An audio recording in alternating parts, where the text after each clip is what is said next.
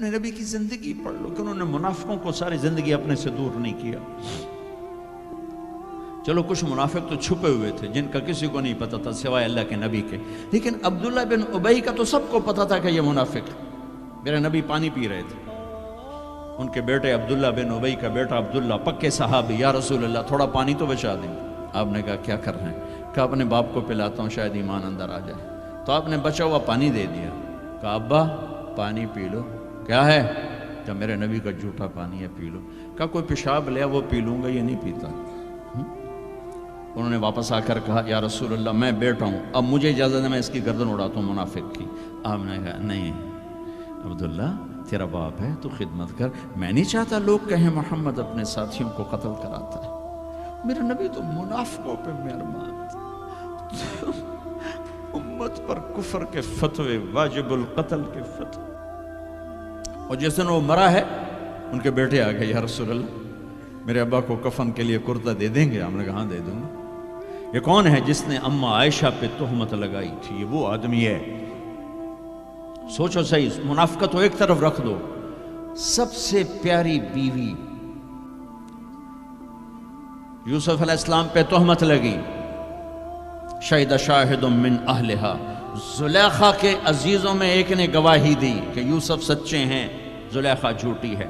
عیسیٰ علیہ السلام کی ماں پہ تہمت لگی تو عیسیٰ علیہ السلام نے اپنی ماں کی پاکیزگی کی گواہی دی کہ میری ماں پاکیزہ ہے.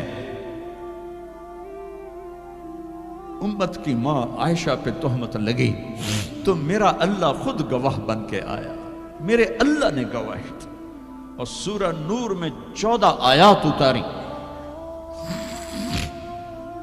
ان پہ تہمت لگائی، اتنا بڑا دکھ دیا کہ جس کی انتہا کوئی نہیں.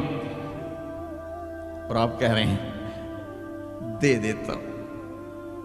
تم سوچو تو تمہاری بیٹی پہ تہمت لگا دے، تمہاری بیوی کے تہمت لگا دے پاکیزہ عورت پر، تم اسے قتل کرنے کے پیچھے پھرو گے یا کم از کم زندگی بھر کا بائیکاٹ کرو گے.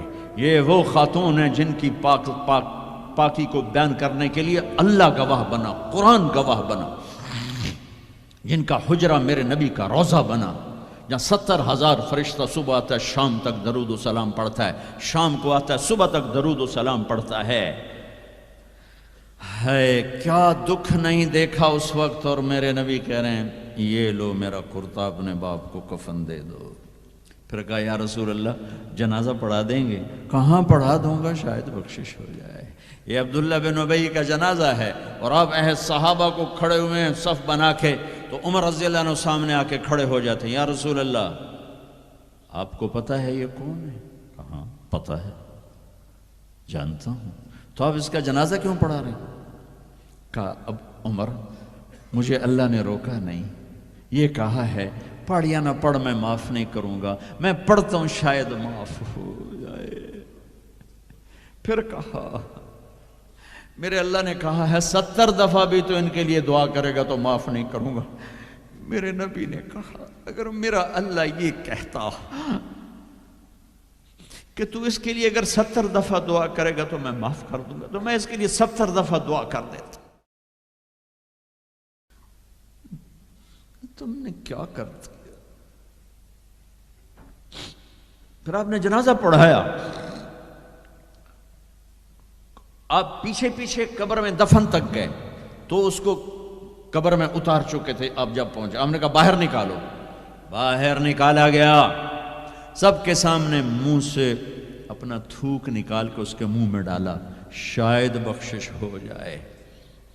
100 منافقوں نے کلمہ پڑھا یہ منظر دیکھ کر.